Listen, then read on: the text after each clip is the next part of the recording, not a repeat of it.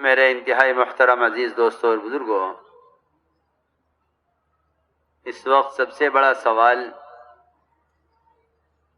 اور ہر شخص کے ذہن میں سب سے بڑی الجھن یہ ہے کہ دین پر آنے والے حالات اور دین میں پیش آنے والی رکاوٹیں اور مسلمان کو اپنے دین پر چلنے میں مکمل آزادی کیسے حاصل ہو۔ یہ سوال ہر شعبے میں دین کی ہر محنت میں ہر جگہ یہ سوال پیدا ہو رہا ہے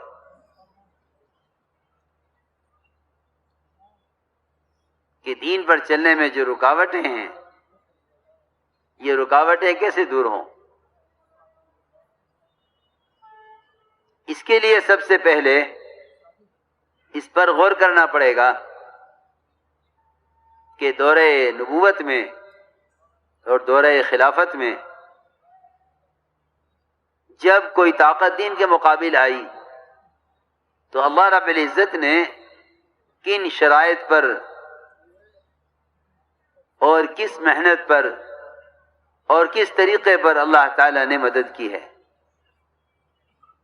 جب تک اجتماعی طور پر اس کو نہیں سوچا جائے گا، امت دین پر چلنے سے مایوس ہو کر دین کو چھوڑ کر دنیا اختیار کرے گی کہ دین پر تو چل نہیں سکتے، اب دنیا کا راستہ اختیار کر لینا چاہیے تاکہ کم سے کم ضروریات زندگی، معاش کے مسائل حل ہوں۔ میرا عزیز دوستوں اور بزرگوں، اللہ رب العزت نے ہر زمانے میں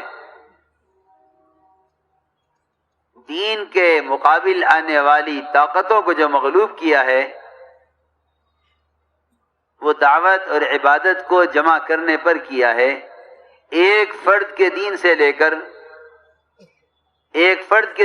کر ایک جماعت، ایک مجموعے کہ دین تک کا کوئی مقابلہ، کوئی بادشاہت، کوئی حکومت، کوئی طاقت مقابلہ نہیں کر سکتی تھی۔ وجہ کیا تھی؟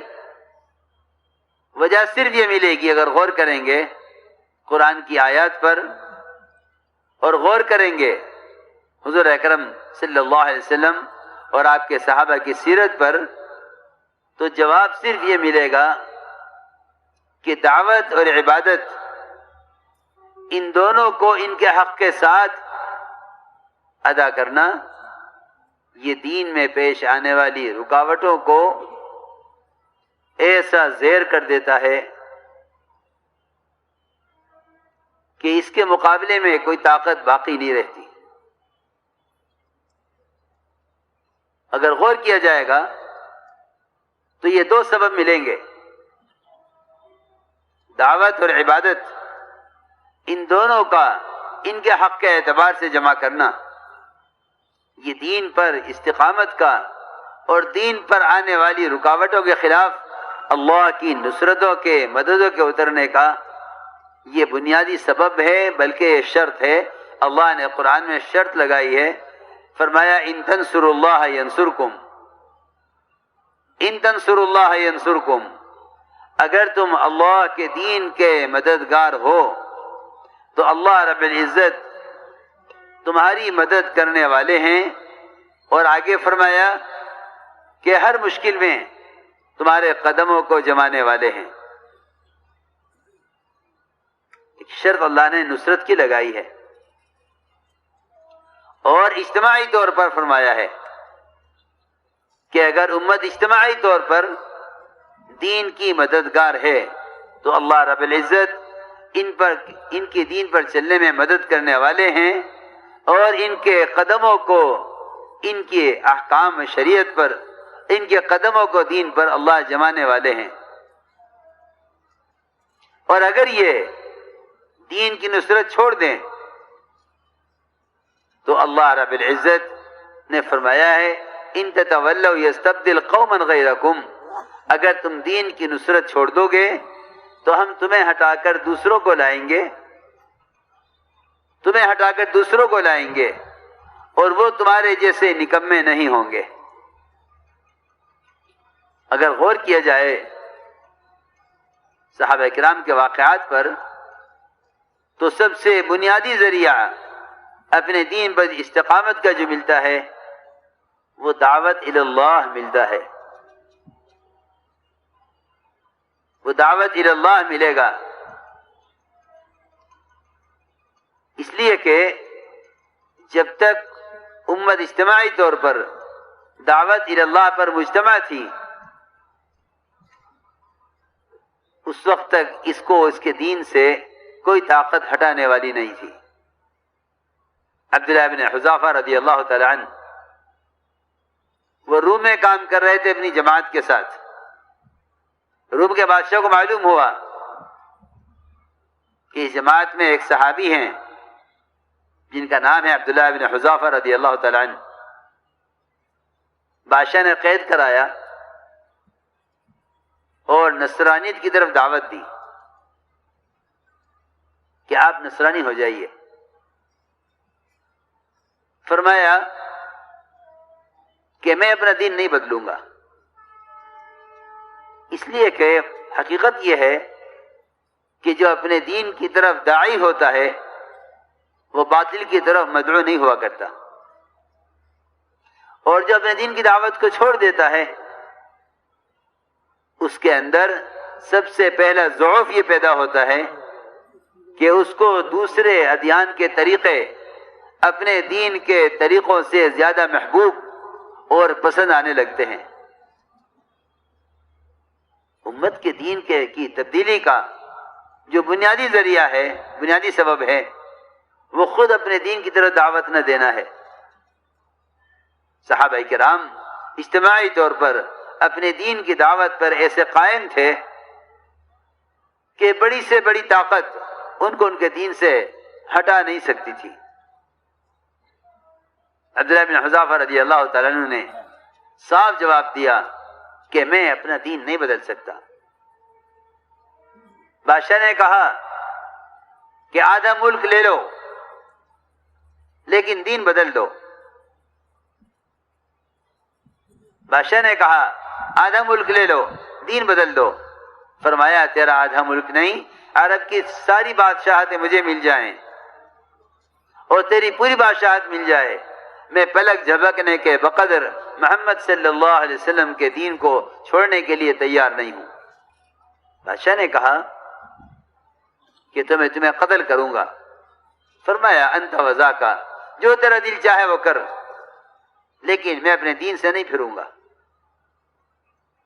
صحابہ کرام کے اسلام میں داخل ہونے کے بعد اپنے دین پر استقامت کے باوجود تمام سختیوں کے اور شدائد کے ان کے اپنے دین پر قائم ہونے کا اصل بنیادی راز کیا تھا؟ وہ بنیادی راز خود اپنے دین کی طرف دعوت دینا تھا۔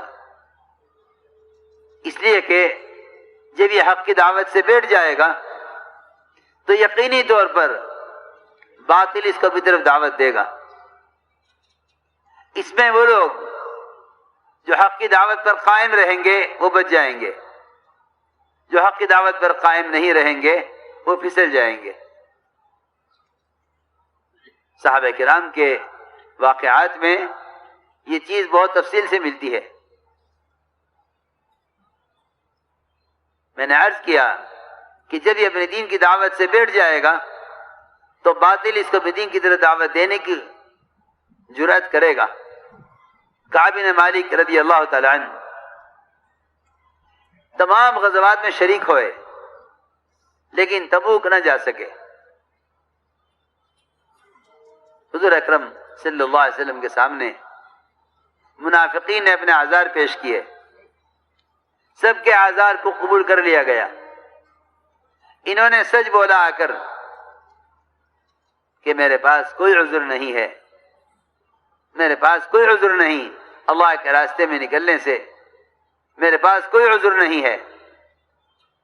سچ بول دیا آ کر اللہ کے رسول صلی اللہ علیہ وسلم اور آپ کے ساتھ تمام صحابہ سب کے سب ناراض ہو گئے اس بات پر کہ تم اللہ کے راستے میں کیوں نہیں نکلے. میں عرض کر رہا تھا کہ اس درمیان میں غسان بادشاہ نے انہیں اپنی طرف آنے کی دعوت دی اور یہ کہا کہ تمہارے ساتھی نے تمہارے ساتھ معاملہ جفا کا کیا ہے, تم اپنا دین چھوڑ کر ہمارے پاس آ جاؤ.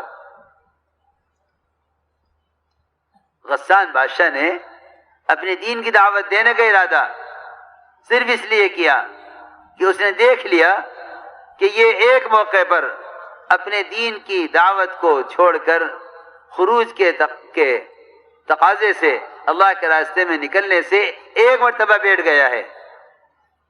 یہ موقع ہے اسے اپنی طرف دعوت دینے کا. کعب بن مالک رضی اللہ تعالیٰ عنہ نے باوجود سارے مدینہ منورہ کے خلاف ہونے اور ناراض ہونے کے یہ نہ دیکھا کہ اس ذلت کے موقع پر جب مدینہ منورہ میں کوئی سلام کا جواب دینے والا نہیں ہے, کوئی سلام کلام کرنے والا نہیں ہے, سب کے چہرے مجھ سے پھرے ہوئے ہیں. حضور اکرم صلی اللہ علیہ وسلم کو بھی سلام کرتے تھے, آپ کے ہونٹ جواب میں ہلتے تھے یا نہیں؟ کعب بن مالک رضی اللہ تعالیٰ عنہ اس کو غور سے دیکھتے تھے, آیا آپ نے میرے سلام کا جواب دیا یا نہیں دیا؟ اتنی سخت ناراضگی قیامت تک آنے والی امت کو یہ بتلانے کے لیے تھا کہ اللہ کے راستے کی نقل و حرکت دعوت الی اللہ کے مقصد کے لیے اس میں کمی کا آنا اللہ کے رسول کی ناراضگی کا سبب ہے.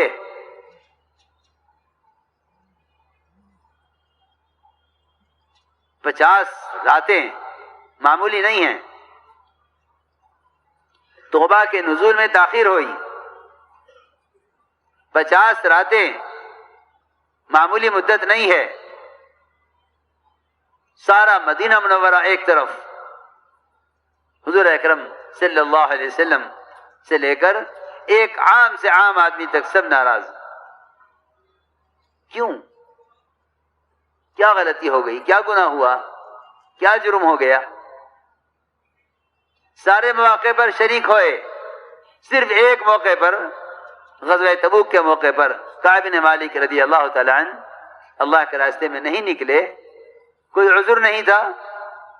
خود فرماتے روایت میں ہے کہ 2 سواری میرے پاس تھی, لیکن میرا نکلنا ٹلتا گیا یہاں تک کہ آپ واپس آ گئے. میں عرض کر رہا تھا کہ غسان بادشاہ اس انتظار میں تھا کہ ان کا کوئی ایک فرد, ان کی جماعت کا, مسلمانوں کی اجتماعیت میں سے کوئی ایک فرد دعوت الی اللہ کی محنت سے بیٹھے اور میں اسے اپنی طرف بلاؤں. لیکن صحابہ کرام کی قربانیاں, ان کا استخلاص اور ان کا اخلاص اور ان کا باوجود تمام ناگواریوں کے اور ناراضگیوں کے اپنے کام پر جمع رہنا, اس سب کا جواب کعب بن مالک رضی اللہ عنہ یہ دیا بادشاہ کو کہ ریشم کے کپڑے میں لپٹے ہوئے خط کو تنور میں جلا کر ہمیشہ کے لیے بتلایا کہ تم باطل کی دعوت, اہل حق کو باطل کی طرف دینا, یہ خط اس قابل نہیں کہ اس کو پڑھا جائے, اس پر عمل کرنا تو بہت دور کی بات ہے. اس کے خط کی تحقیر کے لیے, اس کی دعوت کی تذلیل کے لیے, آئندہ اس کو باطل کی طرف دعوت دینے سے مایوس کرنے کے لیے کعب بن مالک رضی اللہ تعالیٰ عنہ نے اس کے خط کو تنور میں جلایا اور جلا کر یہ فرمایا کہ ایک مصیبت ختم نہیں ہوئی تھی کہ اللہ کے رسول ہم سے ناراض ہیں, کہ دوسری مصیبت آ گئی کہ غسان بادشاہ کہتا ہے ہمارے پاس آ جاؤ. میں نے مثالیں دی ہیں دو. ایک عبداللہ بن حذافہ رضی اللہ تعالیٰ عنہ کی کہ وہ انہیں خروج کے زمانے میں بادشاہ نے دعوت دی، ان کو خروج چھوڑنے کے زمانے میں بادشاہ نے دعوت دی. دونوں کا جواب ایسا مایوس کن جواب ہے، دونوں کا جواب ایسا مایوس کرنے والا جواب ہے کہ روم کے بادشاہ نے تو مایوس ہو کر یہ کہا کہ میں تمہیں چھوڑ دوں گا، تم میرے سر کا بوسہ لے لو. خیال ہوا کہ ایک کافر کے سر کا بوسہ ایک مومن دے، یہ کیسے ممکن ہے؟ کیونکہ جو اپنے دین پر قائم رہتے ہیں اور اپنے دین کے مددگار رہتے ہیں، اللہ رب العزت ان کے سامنے بڑی بڑی بادشاہتوں کو جھکا کر دکھلاتے ہیں. اس لیے کہ ہمیں صحابہ کے واقعات سے یہ بات صاف طور پر ملتی ہے کہ نظام کائنات اور اس کے درمیان کی ساری مخلوق، ان سب کے مسخر ہونے اور ان سب کے جھکنے کا جو سب سے بنیادی سبب و شرط ہے، خدا کی قسم وہ محض دعوت اللہ ہے. یہ عبادات پر نہیں جھکے ہیں، میری بات یاد رکھیو، یہ عبادات پر نہیں جھکے ہیں. اللہ رب العزت بذات خود باطل کے مقابلے پر جب آتے ہیں، جب کوئی بندہ اس کی طرف بلانے والے کے مقابلے میں آ جاتا ہے، جب کوئی داعی کے مقابلے پر آ جاتا ہے تو اللہ رب العزت بذات خود اس کے مقابلے پر آ جاتے ہیں. مولانا صاحب کا ملفوظ ہے کہ یہ کام تسخیر عالم کا نسخہ ہے.